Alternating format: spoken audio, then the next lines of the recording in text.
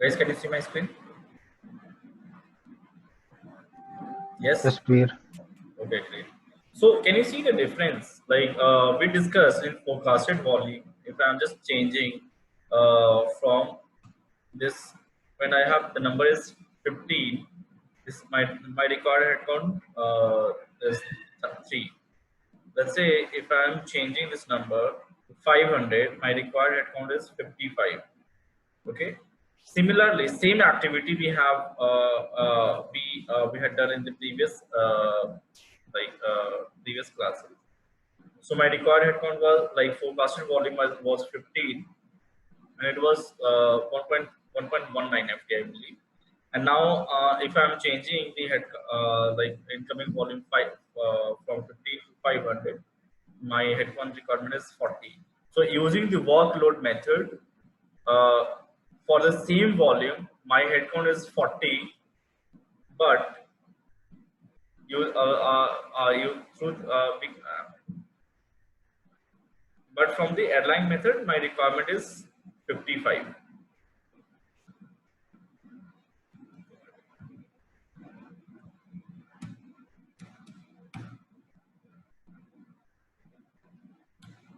This is the same thing I was trying to explain in this session when we discussed in the on day 3.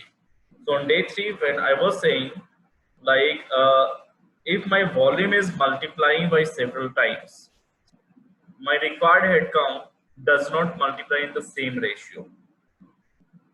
This is what happening here.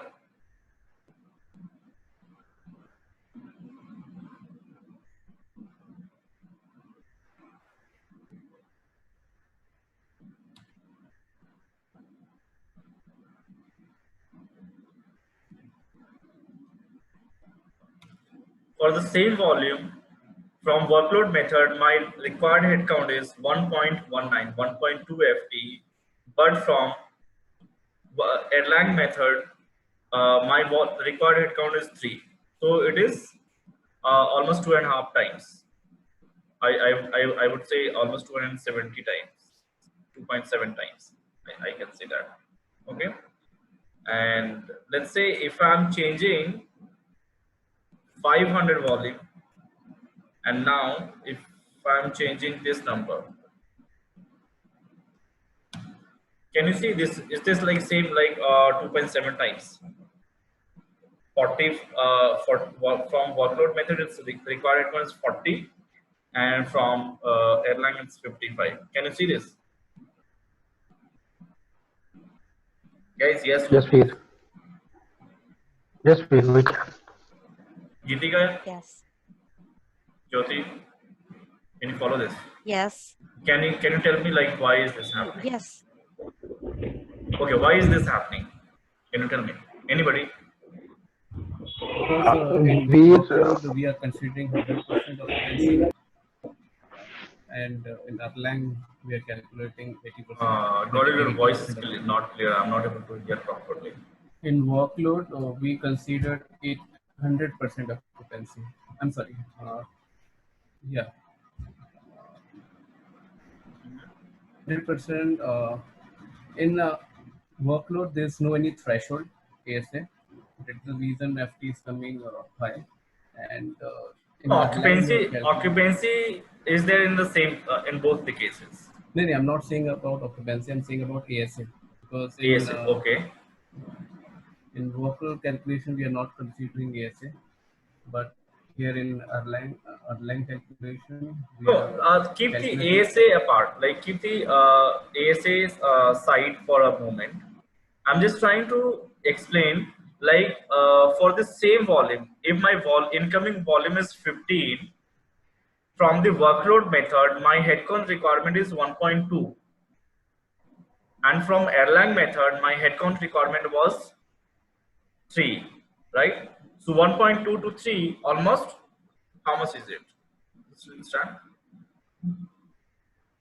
This 3 divided by 1.2. so Veer, in a workload method, we are expecting the time the call will arrive at the same time it will get picked up. 0.5 times, sorry. But But in Erlang, we are giving a threshold of 30 seconds that No. if So agents are same thing. not available. Santosh, hold on, please. So this is what I'm saying. Just ignore the ASA for a minute. Okay. Okay, just ignore. Just forget ASA. ASA is not in Mhm. picture right now. Just understand. So what I'm trying to say is, what I'm trying to explain is, like when my volume was, this volume is 15 through the Erlang method, my required head count is 3, right? 3, right? Can you see this? Right. Now I'm going to day 4. Even on day 4, from the workload method, my required head count is how much for the same volume?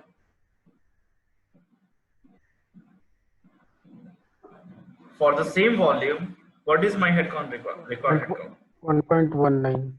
1.19, 1.2, right?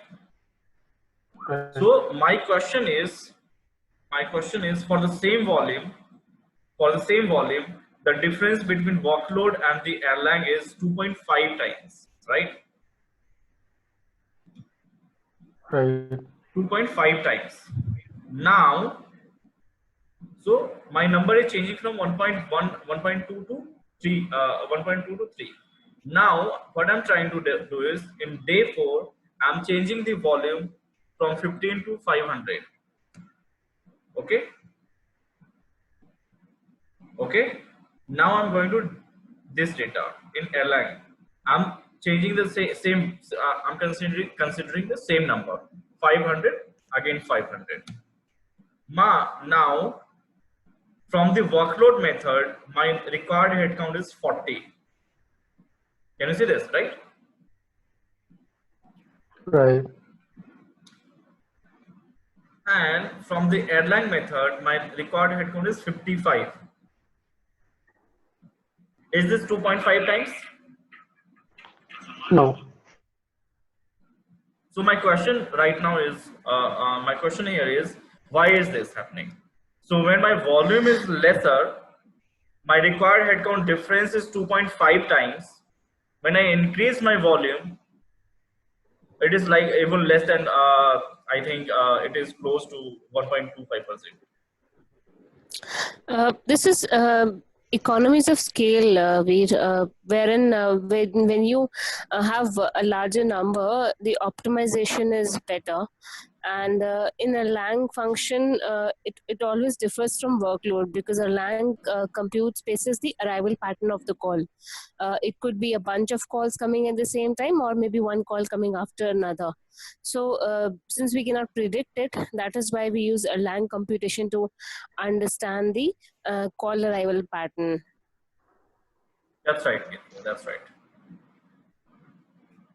So this is what happens. So what are if you have the higher volume, your headcount requirement will be lower.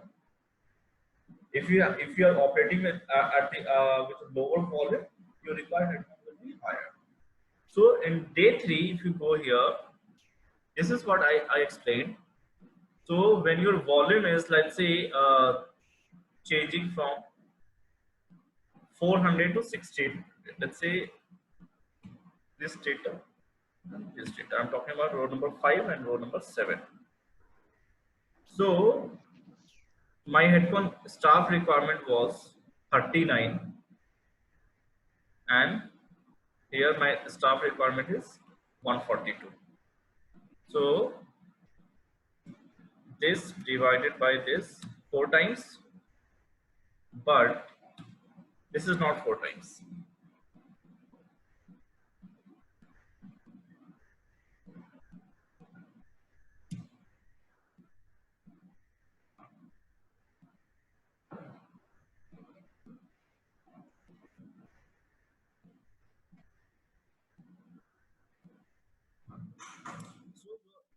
What I'm trying to say is your like incoming volume is like not linear, and this is why ASC come into the picture, and your required headcount inflates in Erlang method.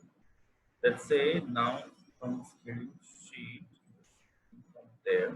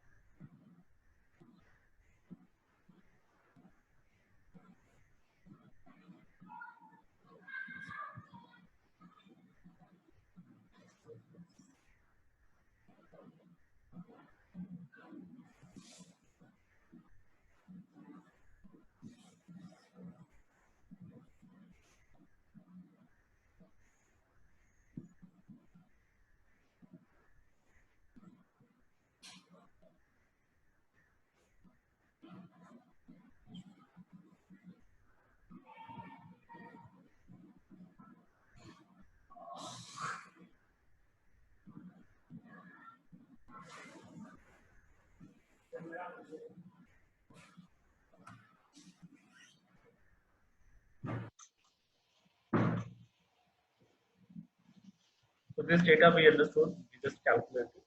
So this data plan headcount is coming from, let's say,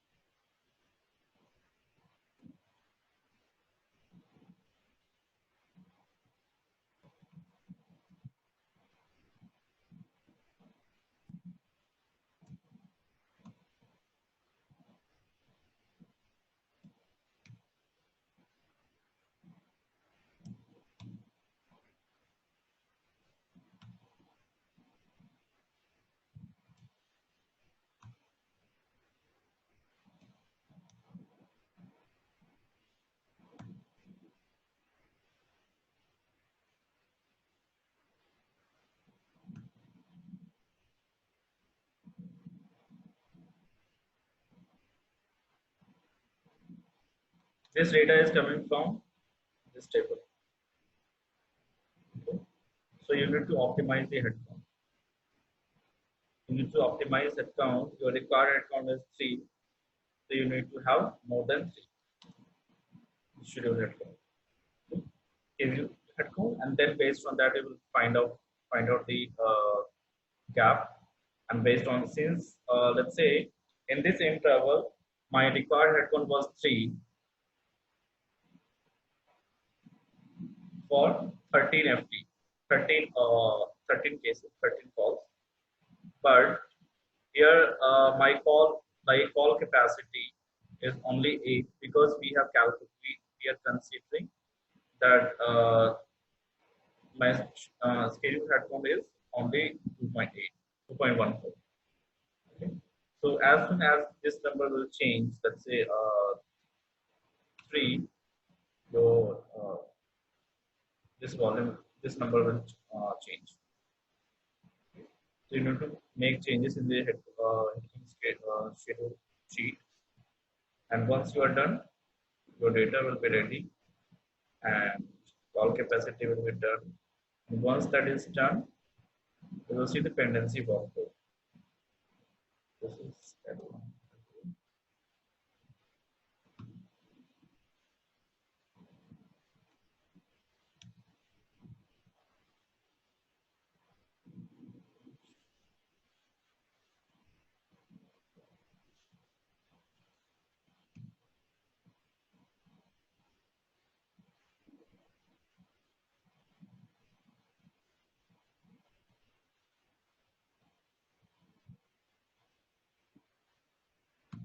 So that's all for today, guys.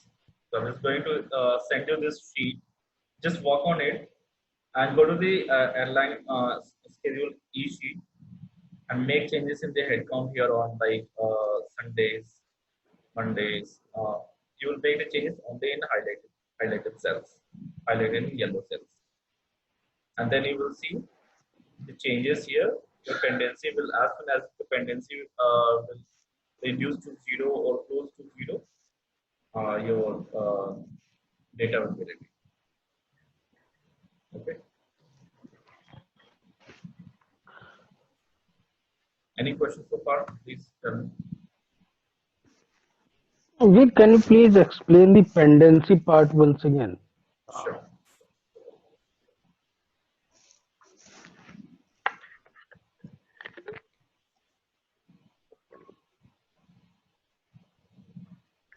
See, this is my volume.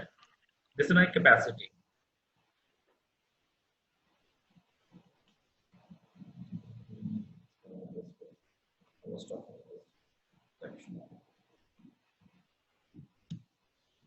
Let's say my incoming volume is 50. Are you sharing your screen, Veer? We can't see your screen now.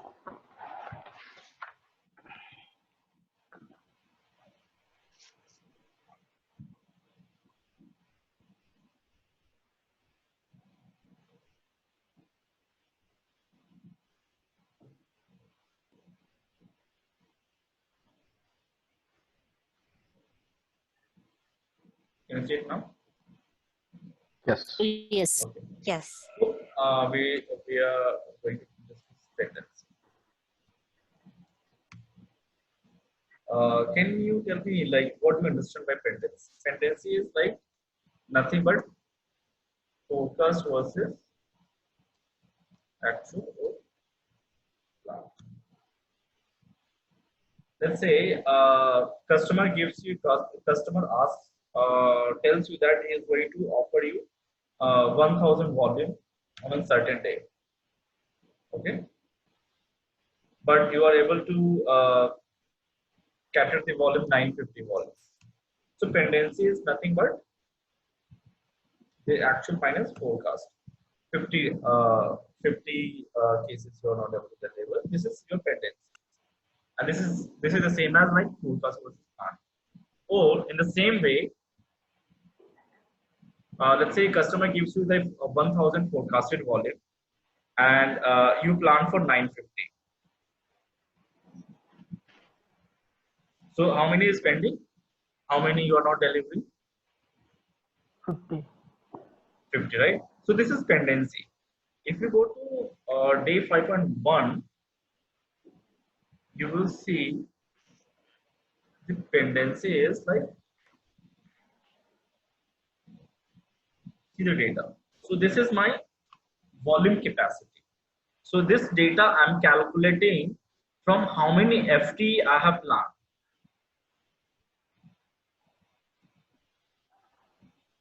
Okay, minus how many volumes customer has given me or how many volume was forecasted for the interval for the period. Actually, forecasted volume is 15, but I would be able to cater only 8. No. Yes, you are planning only 8. You are planning for only 8. This is why I Right. said go to the schedule head count. Go to the schedule head count. Make changes in the Mhm. your data points. Let's say I need how many people? Let's say 2 people. See if it's changing. It's not changing. Sunday morning I need, right? I need Sunday morning. To have a Sunday morning, we need to plan on Saturday night. We need to make the changes in Saturday night. See, the capacity has changed, right? Because Right. your schedule is changed. Schedule headcount has changed.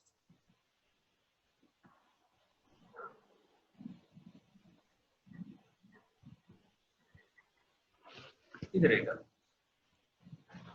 So since you are planning only 2.14 FT, your pendency, you have the capacity to cater only 8 cases.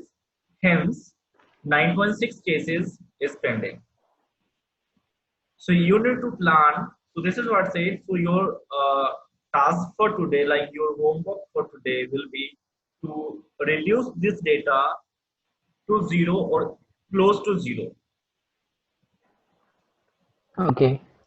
And how will you do that? You will do that by Making changes in schedule. making changes in the schedule, or like planning your headcount or optimizing your headcount in a better way. So this is nothing but kind of like in our like in WFM language or WFM environment, we call it scheduling. So like most of the people, what happens, I'll tell you. So planning team works still here. Planning team will give you this data. This is forecasted volume. Planning team will give you this data, headcount requirement. rest of the things is done by the scheduling team. Scheduling team based on that data. So he prepares the this template and he put the data. He start putting the head count, how many FT is required in each interval, how many FT is required in different intervals. If required, scheduling team also create a also bring a new shift into the picture. So to optimize the headcount or to reduce the cost as well. Let's say there may be possibility if you go to 5.2, you will see the magic ratio of the planning is like staff schedule divided by staff required over under. So we will be calculating over under. We will be calculating considering the attendance. So basically, it should be over under. So how many over and how many under? Have you heard of the schedule influx? Influx is nothing but inflexibility. Like in WFM term we generally use influx, schedule influx or volume influx. Yes. Right. Have you heard that? So Yes. Yes.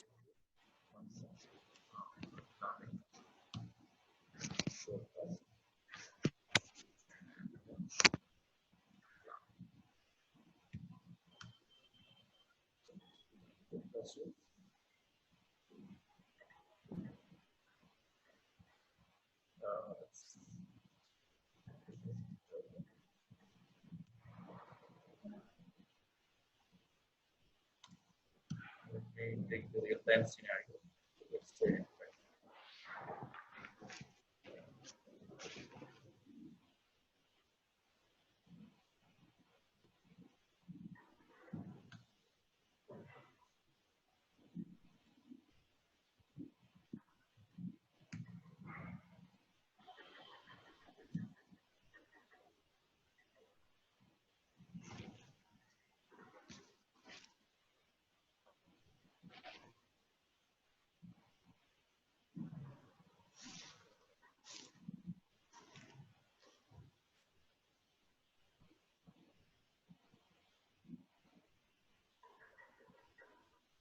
this is my forecast, right?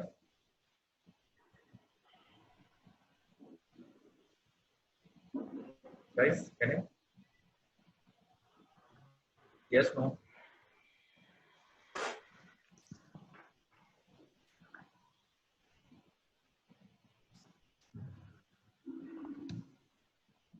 Yes, no? Yes, Veer.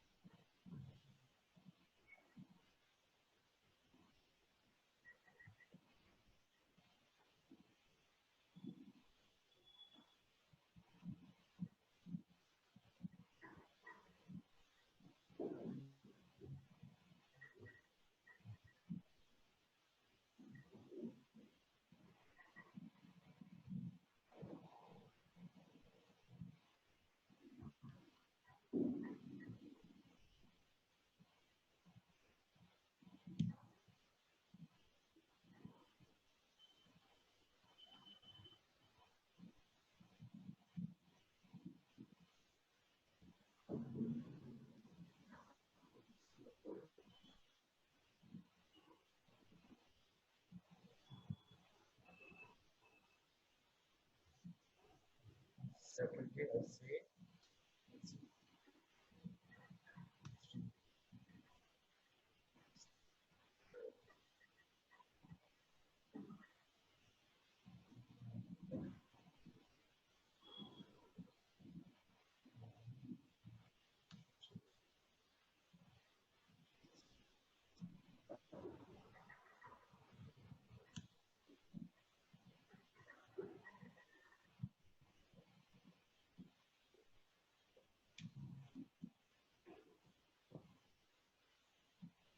See, can you see this?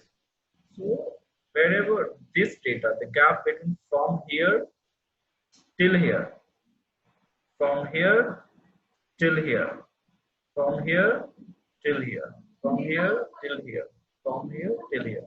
These are inflexibility. These are influx. Ideally, any over-unders, right? Yeah, that is over under. Yes, This is right. what I was trying to explain. So this is over under. So basically, it's in WFM terminology, we call it influx in most of the organization. So like you need to reduce the. So I'm sure you would have heard the word from your managers and everybody. Reduce the influx, right? So this is what he meant to say, that just reduce this gap. Reducing this gap is reducing the influx, reducing the inflexibility, reducing the over under. So here we are over, here we are under, over under, so on, in each interval. So while doing the capacity planning, while doing the scheduling, you need to plan the headcount in such a way that your planned data, this data is close to this, and this, let's say we are talking about the pendency. So this is your pendencies also, and different, like one people can have different names, right? So this is pendency. So ideally this is pendency. This data is pendency. The below data, like under the requirement, whatever the under the requirement is data, that is pendency. So this data we are not able.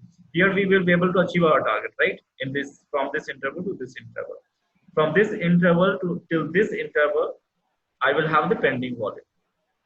From this interval till this interval, I will have the pending volume.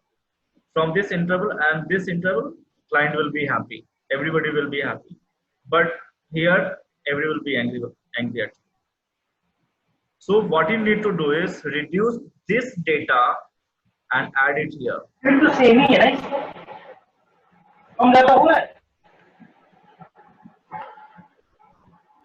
Got it?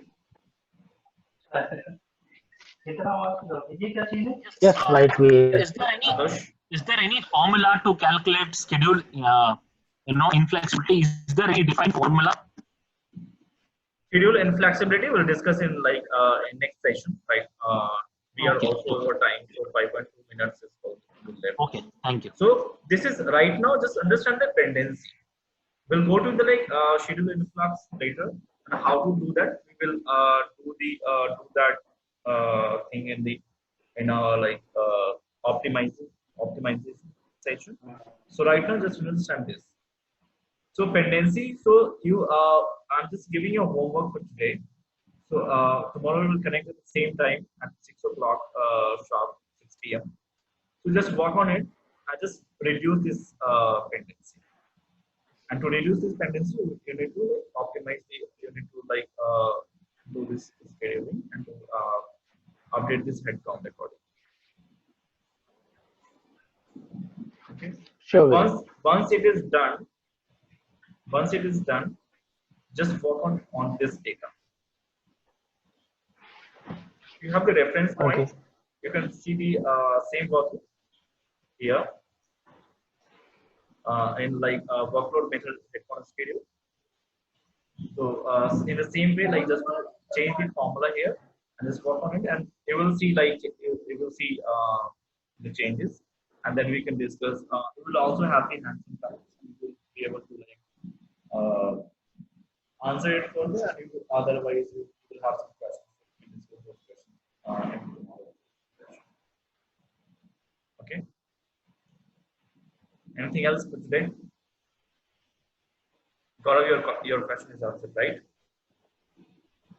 Yes, we can. Yes, thank you so much. Okay. Petri, Sweetie, Srikanth, Sandeep, any question? No way. Thank you. All good, right? No way. Thank Okay. you. No Yeah. way. Thank you so Thanks. much. Thank you so much, guys, for participating. See you tomorrow. Thank you. Good. Thank you, Veer. Thank you. Bye. you. Thanks, B. Thank you. Thanks, Jyoti. Yeah.